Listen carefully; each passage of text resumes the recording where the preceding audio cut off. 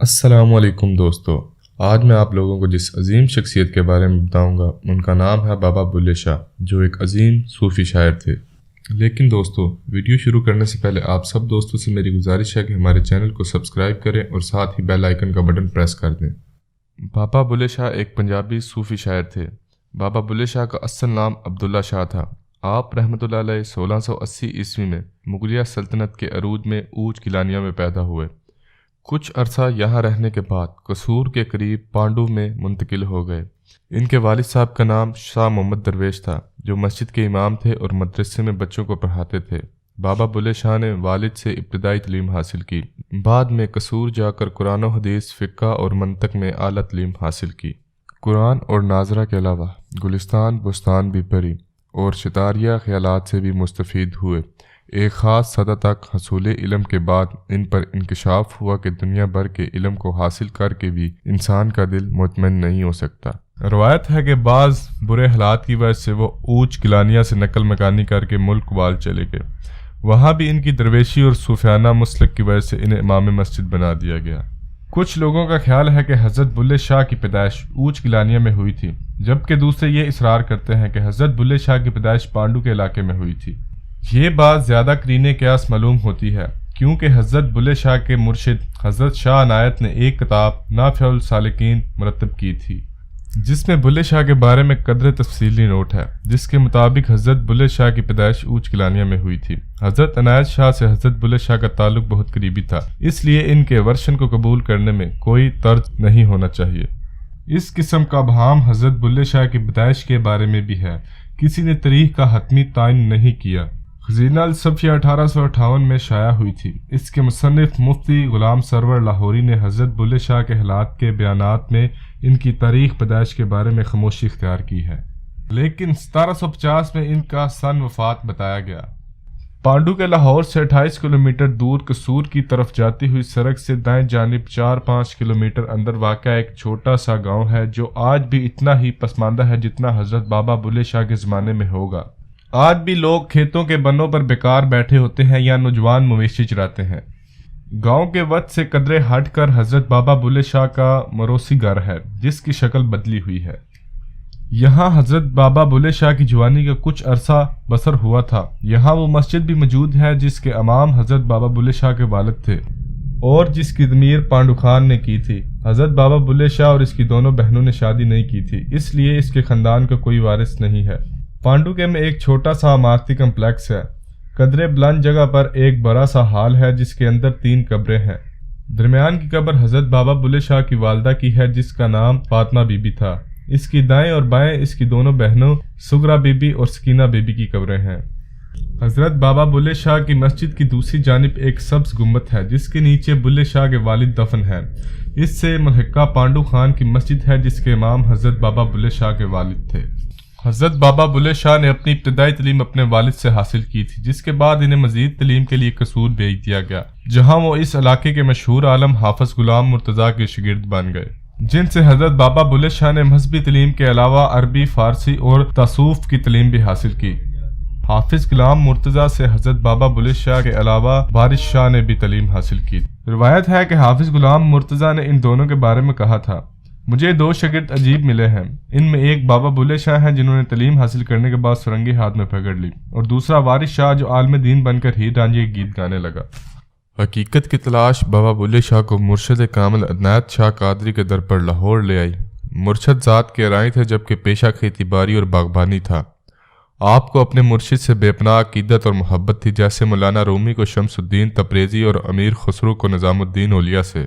ایک سید کرائی کو اپنے مرشد مان لینے پر بلے شاہ کو اپنی باوجود ذات برداری کی مخالفت اور لوگوں سے طعنے بھی برداشت کرنے پڑے، لیکن آپ نے اپنے مرشد کا دامن نہ چھوڑا اور ان طعنوں کو اپنے کلام کے ذریعے بھرپور جواب دیا۔ اپنی شاعری میں مذہبی ضابطوں پر ہی تنقید نہیں کرتے، بلکہ ترک دنیا کو بھی بھرپور انداز میں مذمت کرتے ہیں اور محض علم کے جمع کرنے کو وبال جان قرار دیتے ہیں۔ علم کی مخالفت اصل میں علم بغیر عمل کی مخالفت ہے۔ یہی بات انہوں نے اپنی کافیوں کے ذریعے سمجھانے کی کوشش کی۔ بلے شاہ کے دور میں مغلیہ سلطنت داخلی اور خارجی مسائل کی وجہ سے ضب و حالی کا شکار تھی۔ معاشرہ تباہی کے دروازے پر کھڑا تھا، انسان بے بس ہو چکا تھا، لوگ ایک خدا کے بجائے تہمات میں الجھے ہوئے تھے۔ لیکن بابا بلے شاہ کو اللہ تعالیٰ کی طرف سے یہ خوبی عطا تھی کہ آپ فانی انسان کو تصویر کا دوسرا رخ اپنے کلام کے ذریعے سمجھانے کی بھرپور صلاحیت رکھتے تھے۔ انہوں نے یہ یاد کرانے کی کوشش کی کہ اے ابن آدم، تیری کوئی شناخت نہیں، تو کچھ نہیں، تو فانی ہے، تم گمنام ہے، مٹی کے ساتھ مٹی ہونے والا ہے، تیری کوئی حیثیت نہیں۔ بابا بلے شاہ بچپن ہی سے درویش شفت انسان تھے۔ یہ درویشیت ساری زندگی ان کے ساتھ ہم کلام رہی۔ بابا بلے شاہ کے اندر کی دنیا کی سب سے بڑی خصوصیت یہ ہے کہ وہ موسیقیت، روحانیت اور انسانیت سے مزین تھے۔ ہر وقت ان کے اندر کی دنیا میں رقص و ثروت کی روشنی پھوٹتی رہتی تھی، اس لیے وہ اپنے زمانے میں سب سے بڑے باغی اور انقلابی کہلائے۔ بابا بلے شاہ اس کائنات کی ایسی ہستی ہیں جو صدیوں بعد پیدا ہوتی ہے۔ بابا بلے شاہ ملامتی صوفی سلسلے کی ایسی کڑی ہے جن کا درس محبت، عشق، امن اور آزادی تھا، اس لیے وہ ملامتی صوفی کہلائے۔ بابا بلے شاہ جیسی ہستیاں بے مثال ہوتی ہیں۔ ایسی ہستیاں ہمیشہ کائنات میں رقص و ثروت میں رہتی ہیں، کبھی مرتی نہیں۔ شاید اس لیے انہوں نے فرمایا تھا کہ بلے شاہ اسی مرنا نہیں، گور پیار کوئی اور۔ بابا بلے شاہ نے عشق کی فلسفی سے انسان کو انسانیت، آزادی اور محبت سے روشناس کرایا۔ وہ ایسا کائناتی انسان تھا جس نے عشق کو ہی اوڑھنا بچھونا بنا لیا تھا۔ اپنی ذات اور انا کو فنا کرتے ہوئے اس نے صرف انسانیت کا چہرہ دنیا کے سامنے پیش کیا۔ بابا بلے شاہ اورنگزیب عالمگیر کے دور کے چشمدید گواہ تھے، اس لیے مفتی اور ملا ان کے خلاف تھے اور فتوے دے رہے تھے، اسے کافر کہہ رہے تھے۔ ہر طرف افراتفری تھی، مغل سکھوں کو قتل عام کر رہے تھے اور سکھ مغلوں کو مار رہے تھے۔ بابا بلے شاہ نے صوفیانہ شاعری کے ذریعے اورنگزیب عالمگیر کی حکمرانی کو چیلنج کر دیا۔ ادھر سے مفتیوں نے فتوے دیے کہ اس کی شاعری کافرانہ ہے، اس لیے اسے ملک بدر کر دیا جائے۔ فتوے بھی جاری تھے اور بلے شاہ کا انسانیت سے بھرپور کلام بھی اپنے جوبن پر تھا۔ اب بابا بلے شاہ قصور کو خیر آباد کہہ کر لاہور آ گئے۔ عوام کو عشق، آزادی، امن، انسانیت اور محبت کا درس دینا شروع کر دیا۔ ریاست کے حکمرانوں اور ٹھیکیداروں کے خلاف آواز بلند کرنا شروع کر دی۔ اب ایک طرف اس دور کے انتہا پسند تھے اور دوسری طرف انسانیت سے مزین تصوف کا راستہ تھا، جس سے حکمران اور انتہا پسند خوف زدہ تھے۔ بابا بلے شاہ نے لاہور کے بعد گوالیار کا رخ کیا۔ وہاں انہوں نے رقص، سنگیت، راگ رنگ کی تربیت حاصل کی۔ اس سے اپنے مرشد کو منایا، جیسے وہ کہتے ہیں، کنجری بنیا میری عزت نہ گٹی، منو نچ کے یار منامند۔ اصل میں بابا بلے شاہ کے کلام کے یہ معنی ہے کہ کوئی کمتر نہیں ہوتا، کیونکہ ناچنے گانے والوں کو کمتر سمجھا جاتا ہے، اس لیے ان سے نفرت کی جاتی ہے۔ تو بابا بلے شاہ ان سب کی آواز بن گئے اور کہا کہ انسان چھوٹا بڑا، اعلیٰ و ادنیٰ نہیں ہوتا، انسان سب برابر ہوتے ہیں۔ اسی وجہ سے طاقتور ریاست اور اسٹیبلشمنٹ ان کے خلاف تھی۔ اس وقت کے مفتیان نے فتویٰ دیا کہ یہ بندہ گستاخ ہے اور کافرانہ اشعار کہتا ہے، اس لیے اسے سخت سزا دی جائے۔ اس لیے بابا بلے شاہ پر مصیبتوں کے پہاڑ ٹوٹ پڑے۔ اب ایک بندہ شہر شہر گھوم رہا ہے، رقص کر رہا ہے، سنگیت کا عاشق ہے، انسانیت پرست ہے اور کہہ رہا ہے کہ میں رانجھا رانجھا کر دی، آپے ہی رانجھا ہوئی۔ ایسے شخص کو کیسے ریاست اور اس کے طاقتور حلقے آزادی اور بے باکی سے زندہ رہنے دے سکتے ہیں؟ وہ جو اپنے ہی آپ کو پہچان چکا تھا، جس نے خود پر یقین کر لیا تھا، جس نے اپنے انفرادی سچ پا لیا تھا اور اب وہ سچ شیئر کر رہا تھا۔ یہ سچ اب ریاست کے ٹھیکیداروں کے اقتدار کے لیے خطرناک تھا، اس لیے سب کے سب طاقتور بابا بلے شاہ کے دشمن بن چکے تھے۔ اس وقت لوگوں کو سمجھ آ رہا تھا کہ یہ درویش ایسا ہے جو مختلف بات کر رہا ہے۔